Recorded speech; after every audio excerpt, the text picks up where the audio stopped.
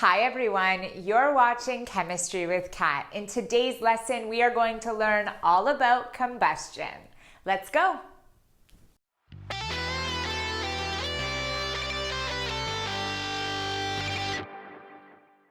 I know when I think of combustion, I think of big explosions or dangerous substances, but actually a combustion reaction occurs anytime a substance reacts with oxygen and produces heat. Now, the best part about combustion reactions is that it's very simple to predict the products that will come. So we have a substance reacting with oxygen, and if that substance is organic and has carbon in it, then carbon dioxide will be produced. If the substance has hydrogen in it, it will produce water, H2O. If the substance has sulfur in it, it will produce sulfur dioxide.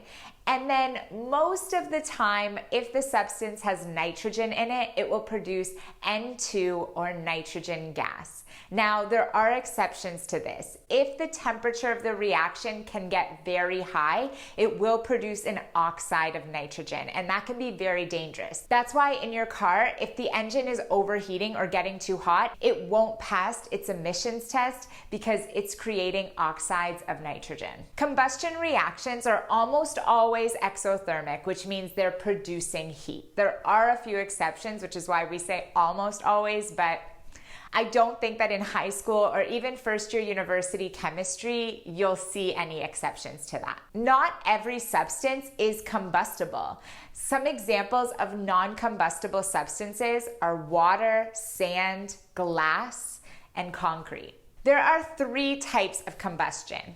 The first is rapid combustion. This happens when a large amount of heat and light are produced in a short amount of time. An example of this is when you strike a match and create a fire. Then we have explosions. This is a sudden release of heat, light, and sound, and it's always accompanied with a gas. Fireworks on the 4th of July or the 1st of July for me here in Canada are an example of an explosion reaction.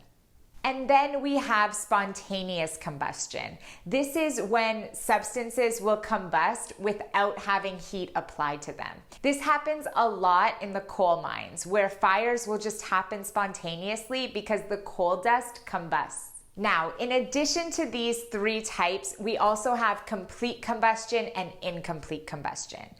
Complete combustion will create carbon dioxide, for example, or depending on what the substance is, the other molecule, water, heat, and light. Complete combustion happens when there is adequate oxygen in the air, or like we learned, excess oxygen. Now, incomplete combustion happens when the oxygen runs out. So oxygen is kind of the limiting reagent. In this case, you'll get carbon monoxide instead of carbon dioxide, some soot, but you'll still get water, heat, and light. There aren't many test questions that come in first year university using combustion reactions. However, one that's very popular is finding the empirical formula with a combustion reaction. I will teach you guys how to do that in tomorrow's lesson, so I'll see you there.